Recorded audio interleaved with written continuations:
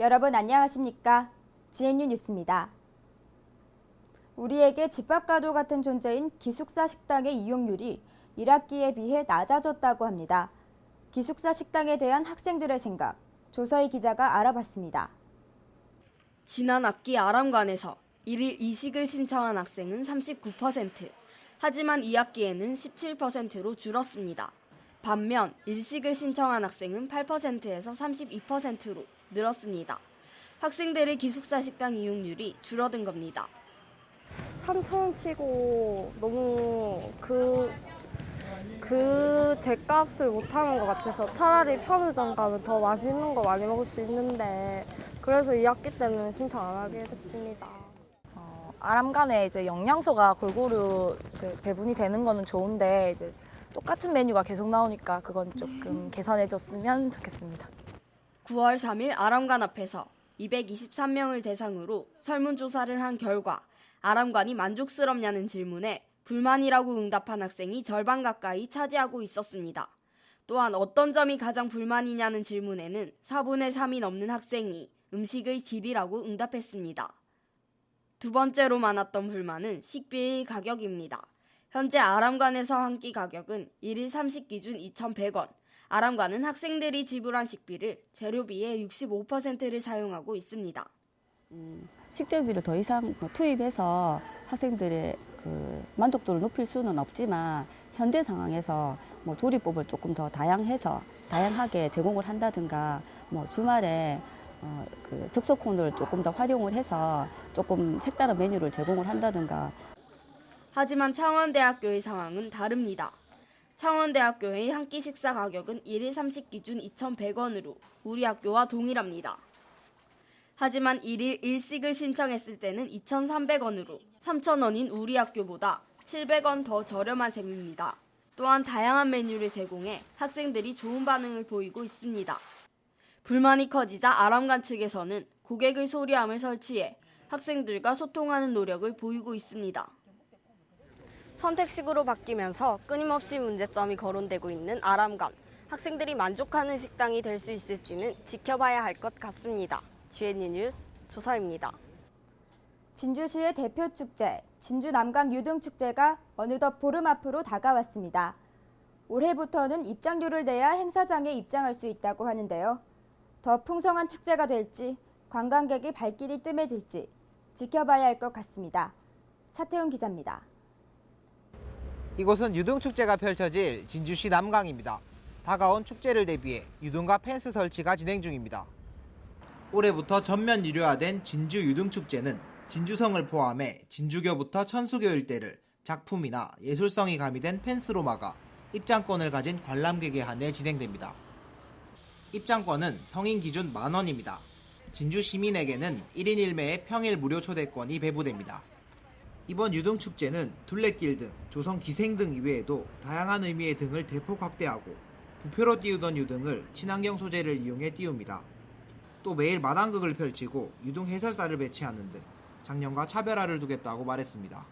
저희가 자립화를 통해 가지고 세계적인 축제로 뻗어나가기 위해서 이제 유료화를 실시하고 있고 세계적인 축제로 나아가기 위한 또 그런 준비 과정이니까 많이들 좀 이해해 주시고 한번 오셔가지고 가치가 있구나라는 걸 좀 알아주셨으면. 진주시는 입장권에 진주성 입장료와 부교 이용료가 포함되어 있기 때문에 결코 비싼 가격이 아니라는 입장입니다. 하지만 만원이라는 입장료가 관람객들에게 만만치만은 않습니다. 친구들하고 두세 번 정도 가봤었어요. 입장료가 생겼다는 거에 대한 홍보도 제대로 듣지도 못했고 한 사람당 만원은 조금 비싸다고 생각합니다. 유등축제만 유료화되는 것은 아닙니다. 정부가 점차적으로 지역축제에 대한 지원금을 축소함에 따라 각 지자체는 부산 불꽃축제, 안동 탈춤축제, 보령 머드축제 등 유명한 지역축제를 잇따라 유료화하고 있습니다. 일각에서는 야외 행사의 유료화가 자칫 위험한 발상이 될 수 있고 입장비를 받으면 관람객의 감소로 주변 상권의 부가 수입은 기대하기 어려울 수 있다는 등 우려의 목소리도 있습니다. 엇갈린 입장 속에서 시민들의 판단만이 남았습니다. 유료화된 진주남강 유등축제가 시민들을 만족시킬 수 있을지 지켜봐야 할 것 같습니다. GNU 뉴스 차태영입니다.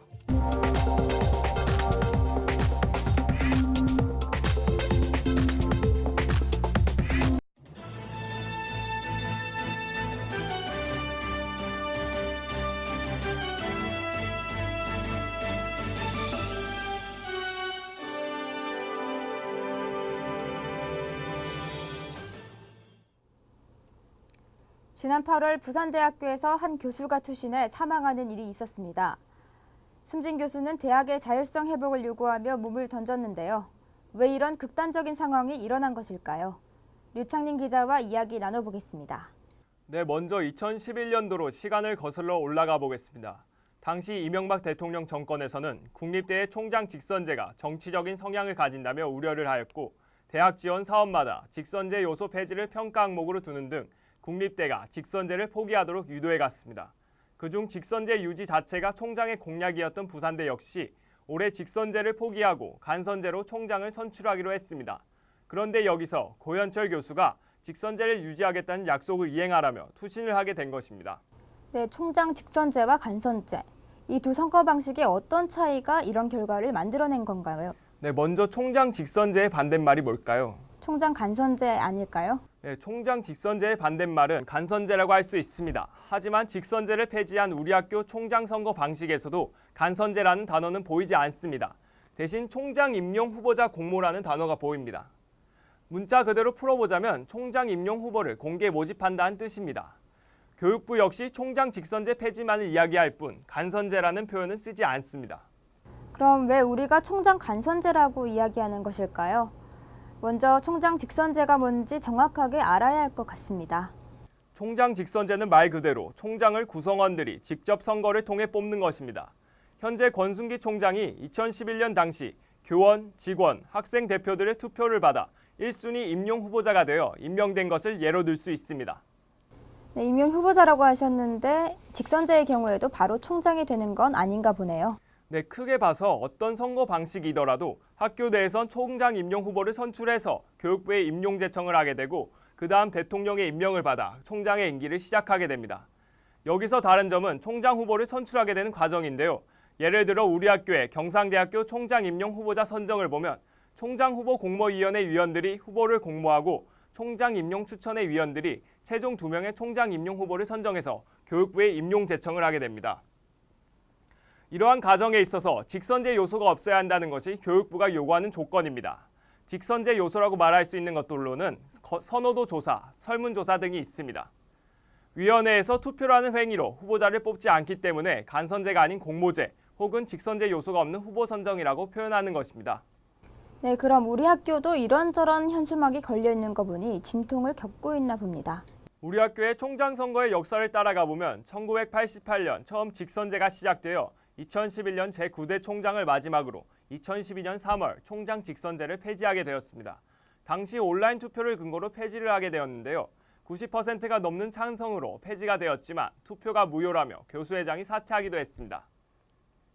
우리 학교에서 갈등은 본부가 교수회의에 공모위원 임명 요청을 반려하며 시작되었습니다. 주된 이유는 6월 3일 권순기 총장이 담화문에서 밝힌 듯 추천받은 공모위원들이 선정된 근거인 시행세 측에서 직선제 요소가 있다고 판단했기 때문입니다.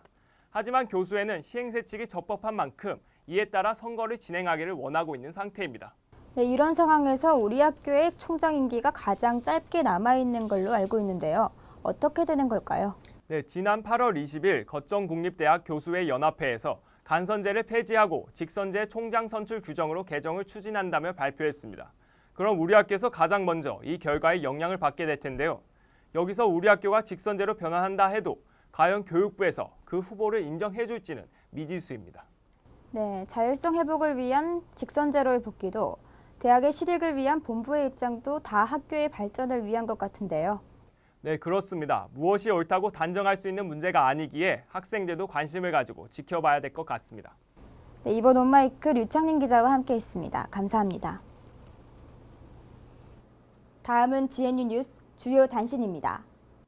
경상대학교 도서관은 2학기 개강과 동시에 도서관 표지석 제막식과 장서 200만 권 달성을 위한 도서 기증운동 선포식을 9월 7일 중앙도서관 앞 광장에서 개최했습니다.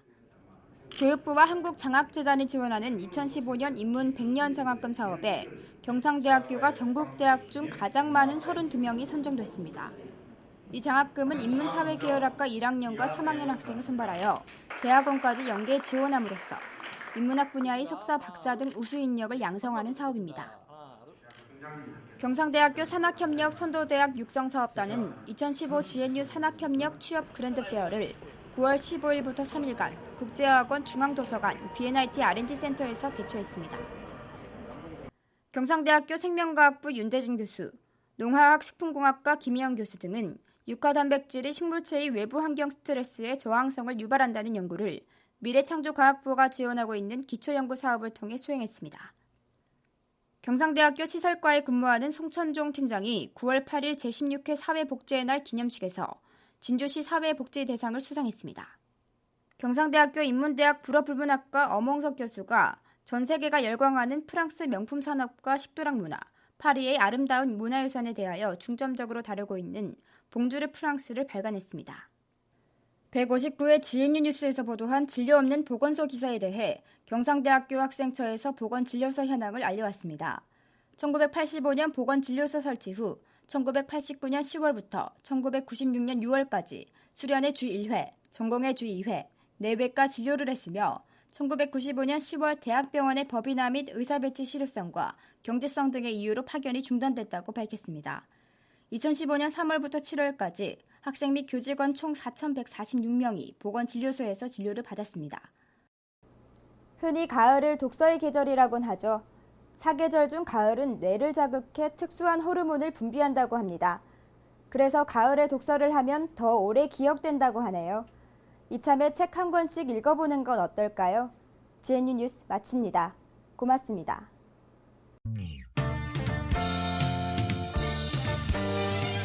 집 가고 싶어. 한가위 음식. 5일 꿀 휴식. 교통 복잡해. 절 받으세요. 성편 좋아요. 보름달 동부. 용돈 주세요. 집에 가는 날. 한가위 만세. 맛있는 순천. 즐거운 명절. 집에 노는 날.